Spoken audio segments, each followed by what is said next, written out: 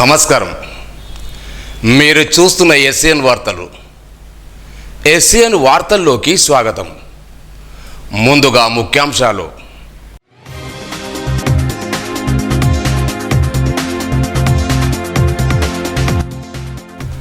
బక్రీద్ పండుగను శాంతియుతంగా జరుపుకోవాలి. ఏఎస్పీ ఉపేందర్ రెడ్డి.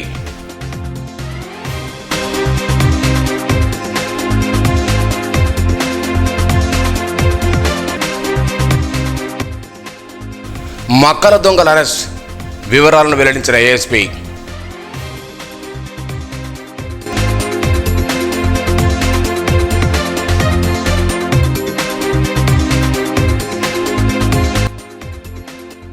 గాంధీ మార్కెట్ వద్ద రోడ్లపై కూరగాయలు విక్రిస్తే చర్యలు కమిషనర్.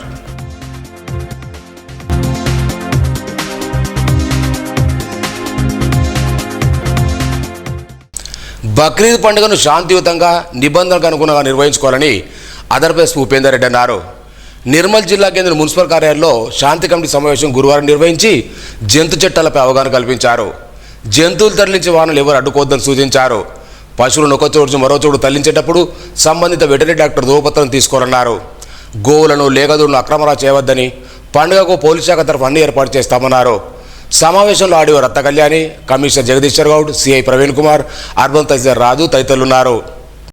బక్రీద్ సమయంలో ఈ జంతువుల్ని బలించడం కోసం కొనుక్కొస్తారు. దానికి సంబంధించి మీరు ట్రాన్స్పోర్ట్ చేసేటప్పుడు వెహికల్కి ఎన్ని జంతువులను పెట్టవచ్చు, మేకలను అయితే మేకలు, గొర్రెలు కానీ వేరే ఏదైనా జంతువుల్ని కెపాసిటీకి పెంచి దాన్ని ట్రాన్స్పోర్ట్ చేస్తే దానికి సంబంధించిన సెక్షన్స్ విధించడం జరుగుతుంది. అదేవిధంగా వెటర్నరీ డాక్టర్ తర్వాత ఎవరైతే కొన్నారో వాళ్ళ యొక్క రిసిప్టు కొన్నట్టు ఎవిడెన్స్, తర్వాత వెటర్నరీ డాక్టర్ గారి ఆమోదం పొందిన తర్వాత మాత్రమే అది స్లాటర్ హౌస్కి లేదా కొనుక్కోవడానికి ఎలిజిబిలిటీ ఉంటుంది. ముఖ్యంగా దున్నపోతుల విషయంలో ఎటువంటి రిస్ట్రిక్షన్ లేదు. అయితే ఆవుల విషయంలో టోటల్గా ప్రొహిబిటెడ్. ఎద్దుల విషయంలో ఇవి అగ్రికల్చర్ పనికిరావు, గేదెల విషయంలో కూడా ఇవి వాళ్ళకి పనికిరావు అని సర్టిఫైడ్ ఇచ్చి ఇస్తేనే రిటర్న్ ద్వారా అది క్యారీ చేసి ట్రాన్స్పోర్ట్ తీసుకెళ్ళచ్చు. మిగతా ఏదైనా సరే ఆవు దూడలు కానీ, గిత్త దూడలు కానీ, ఆవులు కానీ ప్రొహిబిటెడ్. గేదెలు పాలిచ్చే గేదెలని స్లాటర్కి ఎలా ఉండదు. ఓన్లీ దున్నపోతులు, వ్యవసాయానికి పనికిరాని గిత్త ఎద్దులు, పాలక పనికిరాని గేదెలు మాత్రమే స్లాటర్ హౌస్కి ఎలా ఉంటుంది. ఇది గమనించి ముస్లిం సోదరులు ట్రాన్స్పోర్ట్ చేయవలసిందిగా కోరుతున్నాం మీ ద్వారా. నిర్మల్ పట్టణంలోని అతి పురాతనమైన దేవరకొండ శ్రీ లక్ష్మీ వెంకటేశ్వర స్వామి ఆలయ 68వ వార్షికోత్సవ మహోత్సవాన్ని గురువారం ఘనంగా నిర్వహించారు. ఆలయ భూమయ్య, చైర్మన్ కొండ శ్రీనివాస్ ఆధ్వర్యంలో ప్రత్యేక పూజా కార్యక్రమాలు చేపట్టారు. 108 కలశాలతో స్వామివారికి పూజాది కార్యక్రమాలు నిర్వహించారు. వార్షికోత్సవంలో భక్తులు పెద్ద సంఖ్యలో పాల్గొని స్వామివారిని దర్శించుకున్నారు. భక్తులు, ఆలయ ధర్మకర్తలు పాల్గొన్నారు.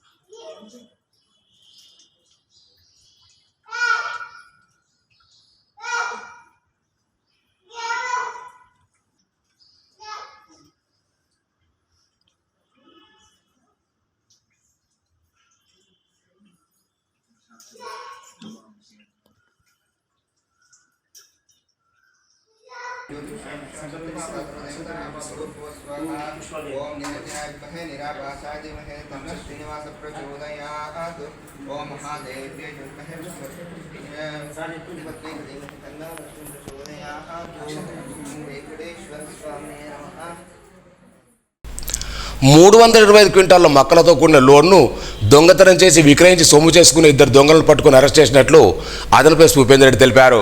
ఈ మేరకు గురువారం దొంగతనం సంబంధించిన వివరాలు వెల్లడించారు.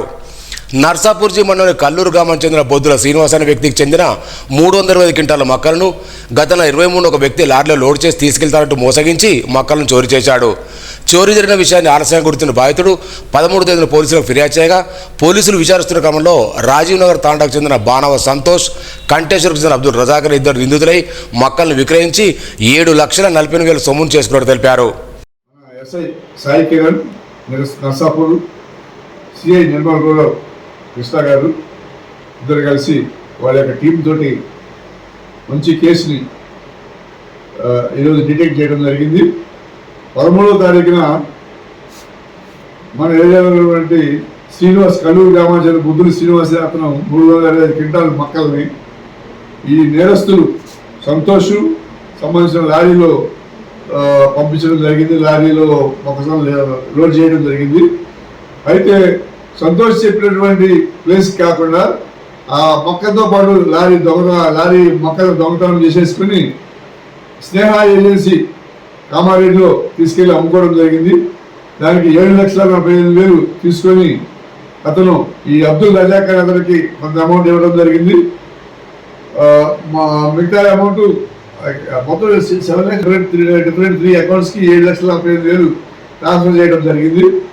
అయితే ఇతను ఏం చేసిందంటే ఆ లారీని అదే లారీతో అయితే పట్టుకుంటానేమో అని ఒక దొంగతనం చేసింది కదా, ఆయన చెప్పిన కాడికి పోకుండా వేరే చాడికి పోతుంది కాబట్టి వీడు ఏం చేసిందంటే మార్చేసిండు అనమాట. నెంబర్ ప్లేట్ అబ్దుల్ రజాక్ గారికి నెంబర్ ప్లేట్ ఒకటి మంచి తయారు చేయించేసి నెంబర్ ప్లేట్ వేసేసి నెంబర్ ప్లేట్ మార్చేసి తీసుకెళ్ళి కామారెడ్డి దగ్గర ఉన్నటువంటి స్నేహ పౌల్ట్రీ ఫార్మ్స్కి చికెన్ ఫార్మ్ గోదాంకి అమ్మడం జరిగింది. వాళ్ళు రిసీవర్ ఆఫ్ స్టేబుల్ ప్రాపర్టీ, ఇక వీళ్ళు మొక్కలు దొంగతనం చేసి వాళ్ళు అమ్మితే వాళ్ళు కొన్నారనమాట. దొంగ మొక్కలకు కొనడం జరిగింది. ఈ దొంగ మొక్కలు కూడా ఇప్పుడు రికవర్ చేయాల్సిన అవసరం ఉంది. ఇప్పుడు తర్వాత నెక్స్ట్ ఈ రిసీవింగ్ దొంగతనం వస్తువులని తెలిసి కూడా తర్వాత ఎక్కడి నుంచి వచ్చింది ఏంటనేది వెరిఫై చేసి కూడా ఇది జెన్యునా కాదా, వీడికి ఈ మొక్కలు లారీ డ్రైవర్ మొక్కలు అమ్మడం ఏంటనేది ఆలోచన కూడా లేకుండా కొంతమందికి అతను కూడా మేము రిసీవర్ ఆఫ్ స్టోరేజ్ ప్రాపర్టీ కింద దొంగ సొత్తును కొనడం కూడా నేరము. కాబట్టి అతన్ని కూడా దొంగ సొత్తులు కొన్నటువంటి అతనికి రిసీవర్ ఆఫ్ స్టోరేజ్ ప్రాపర్టీ తీసుకురావాల్సిన ఆలోచనలు ఉన్నాయి. ఈ నేపథ్యంలో గురువారం బైన్సా నుంచి నిర్మల్ వ్యవస్థను ఇద్దరు నిందితులు పోలీసులు గుర్తించి అదుపులోకి తీసుకుని విచారించగా దొంగతనం చేసిన ఒప్పుకున్నారు. ఈ ఘటనలో మరికొంతమంది ఇతరుల పాత్ర ఉన్నట్టు గుర్తించామని, త్వరలోనే వారిని పట్టుకుంటామన్నారు. కేసును చాకచక్యంగా ఛేదించి Nirmal rural CM Krishna, SI సాయికిరణ్ను జిల్లా ఎస్పీ జానకిషోర్ను అభినందించారు. ఈ విషయంలో ఈ ఫోన్లో సిమ్ మార్చేసిండు వాడు.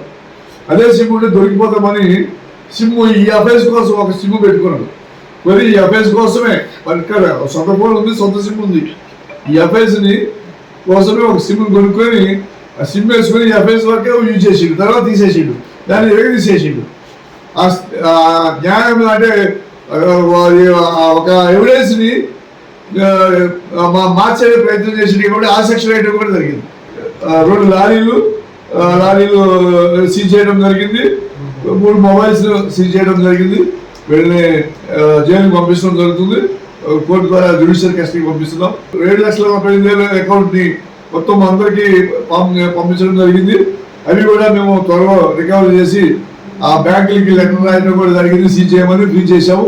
చిన్న క్లూ దొరికితే ఆ క్లూని బట్టి మనం పట్టుకోవడం జరిగింది ఈ కేసుని.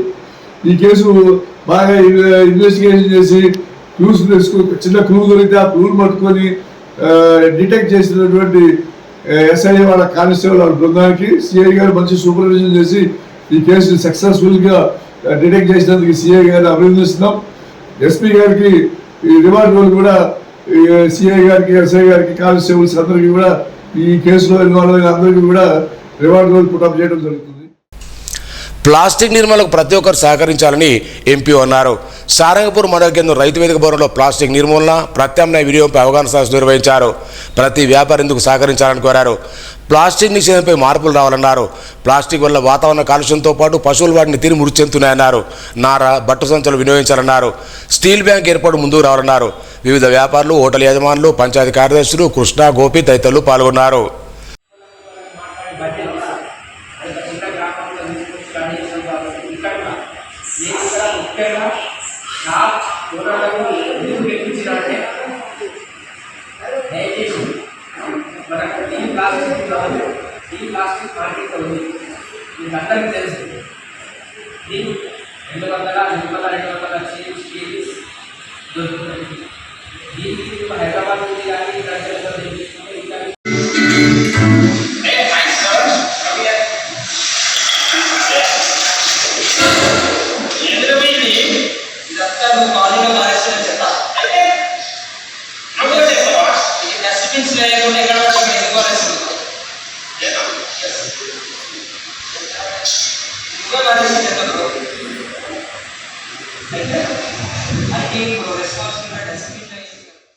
నిర్మల్లోని గాంధీ మార్కెట్ వద్ద రోడ్లపై కూరగాయలు విక్రయించవద్దని మున్సిపల్ కమిషనర్ జగదీశ్వర్ రెడ్డి తెలిపారు.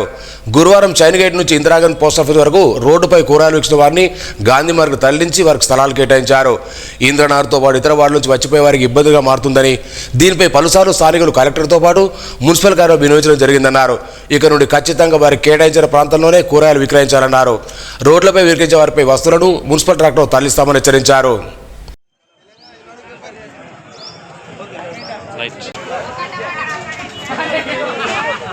అందరికీ నమస్కారం.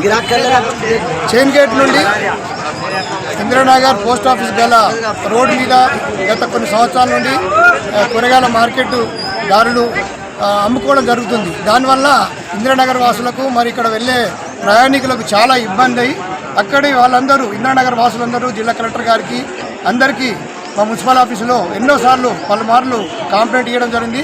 అందులో భాగంగానే జిల్లా కలెక్టర్ గారి ఆదేశానుసారము పోలీసు వారి సహకారంతో ఈరోజు రోడ్ మీద ఉన్నటువంటి వాళ్ళని గాంధీ మార్కెట్కు షిఫ్ట్ చేయడం జరిగింది. ఇది ఖచ్చితంగా వాళ్ళకి కేటాయించిన నంబర్లలో వాళ్ళు కూర్చోవాలా. ఇది ఒక్కరోజు అయిపోదు. ఖచ్చితంగా వారం 10 రోజులు మేము వెంబడి ఉంటాం. రోడ్డు మీద ఉంటే మాత్రం ఖచ్చితంగా తీసుకెళ్ళి ఆ మున్సిపల్ చెత్త ట్రాక్టర్లో వేయడం కూడా జరుగుతుంది. ఖచ్చితంగా మీరు సహకరించాలా, లేకుంటే మీకు ఇక్కడ షాప్ కూడా ఇక్కడ లోపల ఇవ్వడం కూడా జరగదు. అమ్మకు సహకరించకుంటే ఖచ్చితంగా సహకరించి ఇందులో వర్షాకాలం ఇందులో ఉండాలా. మరి ఫ్యూచర్లో మన ఎంఆర్ ఆఫీసులో గల ప్లేసులో, ఓల్డ్ ఎంఆర్ ఆఫీసులో ప్లేసులో మనం కేటాయించడం జరుగుతుంది. అక్కడ పర్మనెంట్ కన్స్ట్రక్షన్ కూడా జరుగుతుంది. కాబట్టి అప్పటి వరకు అది కన్స్ట్రక్షన్ అయ్యే వరకు ఇక్కడే ఉండి మాకు మున్సిపాలిటీకి సహకరించాలని కోరుతున్నాం. ఆ రోడ్డు మీద ఉన్నటువంటి ముఖ్యంగా ఆ రిలయన్స్ నుంచి ఈ పోస్ట్ ఆఫీస్ వరకు ఉన్నటువంటి ఏ షాపులైనా ఖచ్చితంగా రోడ్డు మీద ఎలాంటి విక్రయాలు చేయొద్దు. దాంతోపాటు ముఖ్యంగా కూరగాయలు అమ్మడానికి వీలే లేదు. మరియు ఫ్యూచర్లో కూడా రేపు ఎల్లుండి కూడా ఆ రోడ్డు మీద ఉన్నటువంటి ఎన్క్రోచెస్ కూడా తొలగించడం జరుగుతుంది. నిర్మల్ జిల్లా కేంద్రంలోని భవానీనగర్ గల శ్రీ విశ్వకర్మ భగవాన్ ఆలయ ద్వితీయ వార్షికోత్సవాన్ని గురువారం వైభవంగా నిర్వహించారు. ఉదయం స్వామివారికి విశేష పూజలు, అభిషేకం, విశ్వకర్మ వ్రతం, యజ్ఞ కార్యక్రమాలు జరిపారు. మధ్యాహ్నం భక్తులకు అన్నదానం చేశారు. ఆలయ కమిటీ సభ్యులు, విశ్వకర్మ ఉద్యోగుల సంక్షేమ సభ్యులు పాల్గొన్నారు.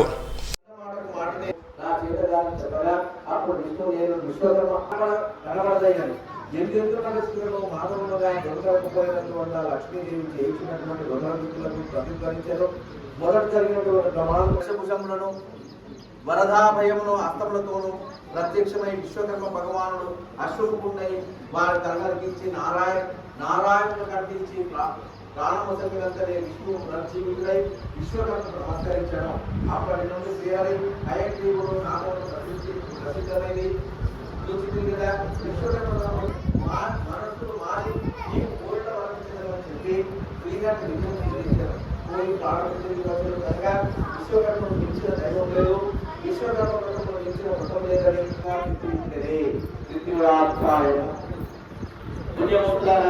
విశ్వకర్మ భగవాను విశ్వకర్మ భగవానికి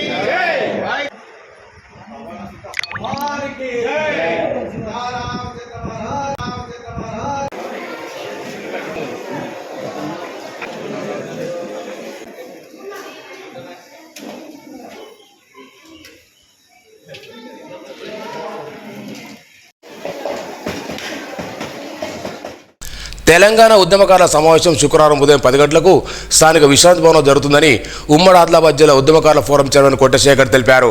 కాంగ్రెస్ పార్టీ ప్రభుత్వం తెలంగాణ ఉద్యమకారులకు ఇచ్చిన హామీని అమలులో జాప్యం చేస్తుందని, రాబోయే తెలంగాణ ఆవిర్భావ దినోత్సవం జూన్ 2న కనీసమైన న్యాయమైన హామీలు ప్రకటించాలని ప్రభుత్వాన్ని కోరుతూ తదనుగుణంగా కలెక్టర్ వినతి పత్రం సమర్పిస్తున్నట్టు తెలిపారు. తెలంగాణ ఉద్యమంలో పాల్గొన్న విద్యార్థులు, మేధావులు, కార్మికులు, ఉద్యోగులందరూ పాల్గొనాలని కోరారు. ఈ కార్యక్రమంలో కొట్టశేఖర్, రామకృష్ణ గౌడ్, రామకిరణ్ రెడ్డి, పాగాల రామచందర్ ఉన్నారు.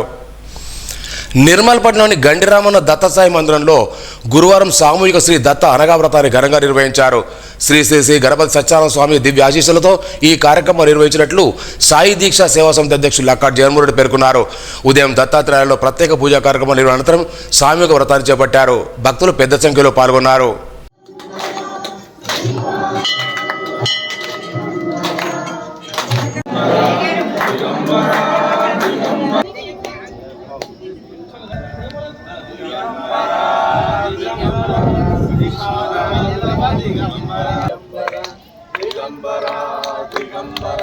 శ్రీపాదవల్లభ దిగంబర దిగంబర దిగంబర శ్రీపాదవల్లభ దిగంబర.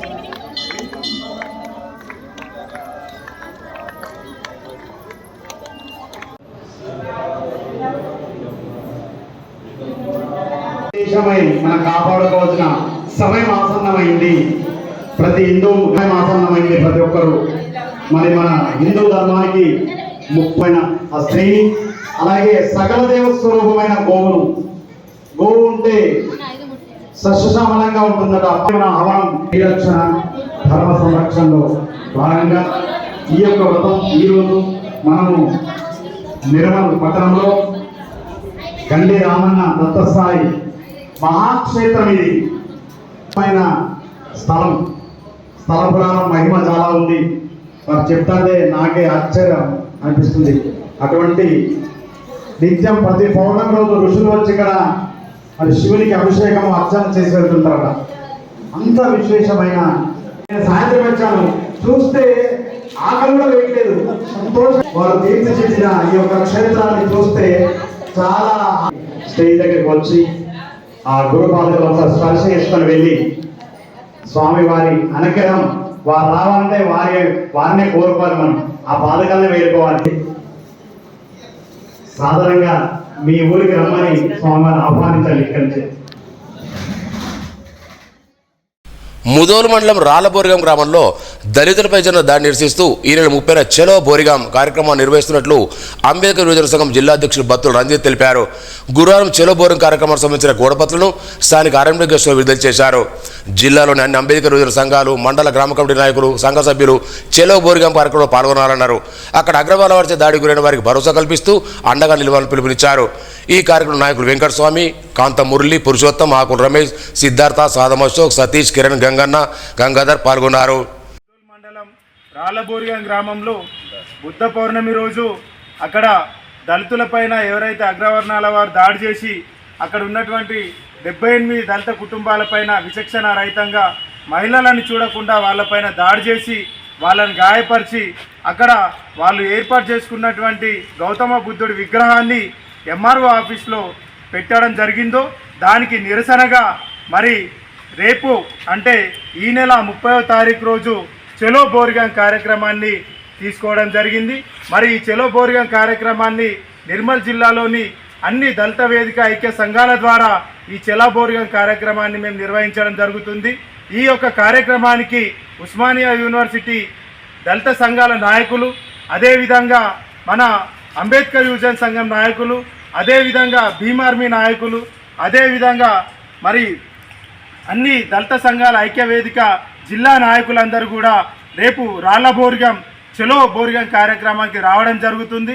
కాబట్టి జిల్లాలో ఉన్నటువంటి అన్ని అంబేద్కర్ యువజన సంఘం నాయకులు, అదేవిధంగా సంఘ సభ్యులు, అదేవిధంగా గ్రామాల్లో ఉన్నటువంటి దళితులందరూ కూడా రేపు విధిగా తప్పకుండా చలో బోరిగాం కార్యక్రమానికి విచ్చేసి ఈ యొక్క కార్యక్రమాన్ని విజయవంతం చేసి దళితుల ఐక్యతను చాటుకోవాలని, ఇది దళితులపైన జరిగినటువంటి ఒక విచక్షణ రహితమైనటువంటి దాడి, ఇది మతోన్మాదులు కులోన్మాదులు చేసినటువంటి దాడి కాబట్టి తప్పకుండా జిల్లాలోని అంబేద్కర్ యువజన సంఘం సభ్యులు, నాయకులు విధిగా తప్పకుండా హాజరై అక్కడ ఏదైతే ప్రభుత్వం గౌతమ బుద్ధుడి విగ్రహాన్ని తొలగించిందో తిరిగి గౌతమ బుద్ధుడి విగ్రహాన్ని ఏర్పాటు చేసే వరకు అక్కడి నుంచి కదలకుండా అక్కడే మనము ఉండాలని నిర్ణయం తీసుకోవాలని, అక్కడ గాయపడినటువంటి మన సోదర సోదరి మనులందరికీ కూడా మనం వారికి ఒక ఆత్మస్థైర్యాన్ని, మనోబలాన్ని కల్పించి మనం వాళ్ళందరికీ కూడా అండగా ఉండడానికి.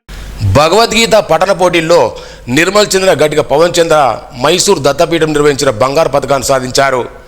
పట్టణంలోని శాసనసభకు చెందిన గట్టిక శ్రీనివాస్ స్వామి గీతల కుమారుడు పవన్ చంద్ర భగవద్గీతలోని పద్య అధ్యాయాలను శ్లోకాలను తడవకుండా చదవడం వల్ల ఈ పథకానికి ఎంపికయ్యారు.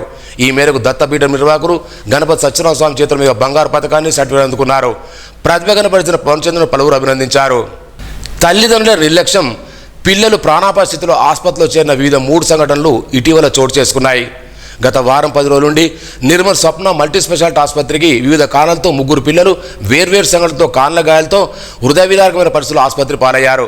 ఈ సంఘటనలపై ఆసుపత్రి నిర్వాహకుడు డాక్టర్ నాలం శశికాంత్ మాట్లాడుతూ చిన్నపాటి నిర్లక్ష్యం వల్ల పిల్లల ప్రాణాలు మీకు తీసుకొచ్చిందని తల్లిదండ్రులు తమ జాగ్రత్తలు తీసుకోవాలని సూచించారు.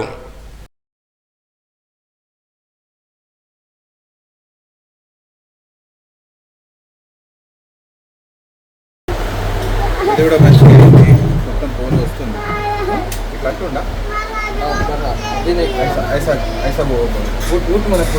గత వారం 10 రోజుల నుంచి మన హాస్పిటల్కి ఒక 3 పిల్లలు వచ్చారు. మొత్తం శరీరం అంతా కాలిన గాయాలతో వచ్చారు. అయితే ఆ ప్రమాదాలన్నీ వాళ్ళ ఇంట్లోనే జరిగినాయి. అయితే ఆ ప్రమాదాలు జరగకుండా మనము ఆ తల్లిదండ్రులకు జాగ్రత్తలు తీసుకునేటానికే ఈ చిన్న వీడియో, నా ఈ చిన్న ప్రయత్నం.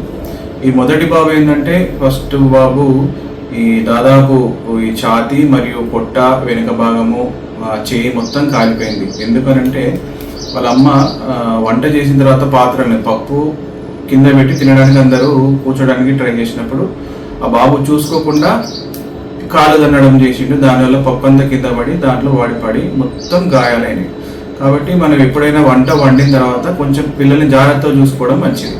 అంటే ప్రతి ఇంట్లో ఇట్లా జరుగుతుందని కాదు, కానీ కొన్ని జాగ్రత్తలు తీసుకుంటే వాటి వల్ల పిల్లలు జీవితాంతం బాధపడకుండా మనము చూసుకోవచ్చు. ఈ రెండవ బాబు ఏంటంటే, వాళ్ళ నాన్న వర్క్ అంటే పని హడావుడిలో స్నానం చేయడానికి వాటర్ హీటర్ నీళ్లు పెట్టుకొని అది ఒక సైడ్ పెట్టుకొని వాళ్ళు చూసుకోకుండా వాళ్ళ పనిలో నిమగ్నమైనప్పుడు ఆ బాబు చూసుకోకుండా సడన్గా వచ్చి ఆ వాటర్ హీటర్లో చేయి పెట్టడం జరిగింది. దానివల్ల 2 ప్రమాదాలు జరిగినాయి ఆ బాబు. ఒకటి ఎలక్ట్రిక్ షాక్ కొట్టి బాబు పక్కకు పడిపోవడము, ప్లస్ ఆ వాటర్ ఏదైతే వేడైన నీళ్ళు ఉన్నాయో అది కూడా ఆ బకెట్ కిందికి పడడం వల్ల నీళ్ళన్నీ కిందికి ఒలికిపోయి ఆ బాబుకు దాదాపు ఒక 70% గాయాలు జరిగినాయి.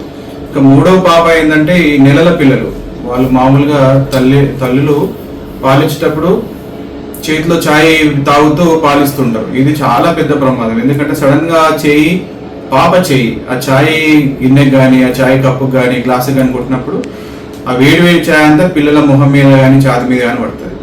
ప్లస్ మనం ఛాయ్ తాగుతుంటే కూడా పిల్లలు అంబాడుతూ సడన్ గా మనం చూసుకోకుండా మనం చేయి కొడితే కూడా అది కూడా మనకు ఆ పాలు కానీ ఛాయ్ కానీ పిల్లల ఛాతి మీద పడుతుంది. ఇది కూడా ఒక ప్రమాదమే. దీనివల్ల ఏంటంటే ఒక రోజులు ఉండేది కాదు, దాదాపు ఈ బర్న్స్ అనేవి అంటే ఈ కాలిన గాయాలను ఒక 2-3 నెలల వరకు పిల్లల్ని సఫర్ చేస్తుంది. ప్లస్ కొన్ని ఏంటంటే వాళ్ళ జీవితాంతం ఆ మరక కానీ ఆ కాంట్రాక్చర్స్ అంటాము, అంటే అతుక్కోవడము, వేళ్ళు అతుక్కోవడము, ఈ భాగం అతుక్కోవడం, ఇవన్నీ జరుగుతాయి. కాబట్టి తల్లిదండ్రులకు ఒకటే విజ్ఞప్తి, ప్రతి ఇంట్లో అందరి పిల్లలతో తల్లిని జాగ్రత్తగా ఉంటారు. కానీ ఇంకా కొంచెం ఎక్స్ట్రా కేర్ తీసుకుంటే వాళ్ళ పిల్లలకు అందుబాటులో లేకుండా ఈ వేడి వస్తువులు కానీ హీటర్ కానీ మనం వండిన పదార్థాలు పప్పు చారు కానీ కొంచెం వాళ్ళకు అందుబాటులో లేకుండా దూరంగా ఉంచి కొన్ని జాగ్రత్తలు తీసుకుంటే పిల్లలకు జీవితాంతం మనము ఎటువంటి ప్రాబ్లం కాకుండా ఈ బర్న్స్ వల్ల చూసుకోవచ్చు. వార్తలు ముగించే ముందు ముఖ్యాంశాలు మరోసారి.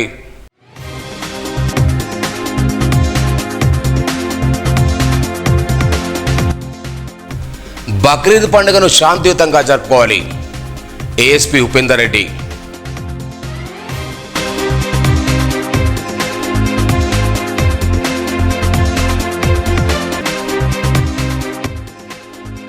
మక్కల దొంగల అరెస్ట్, వివరాలను వెల్లడించిన ఏఎస్పీ.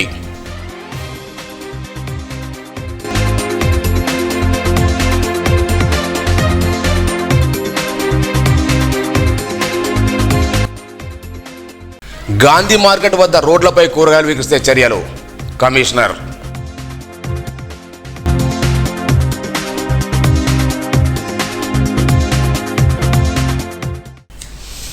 ఈ వార్తలు ఇంతటితో సమాప్తం. తిరిగి రేపు ఇదే వేళ కలుసుకుందాం. అంతవరకు సెలవు.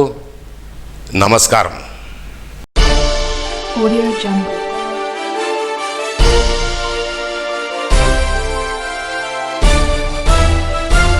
Audio Jungle.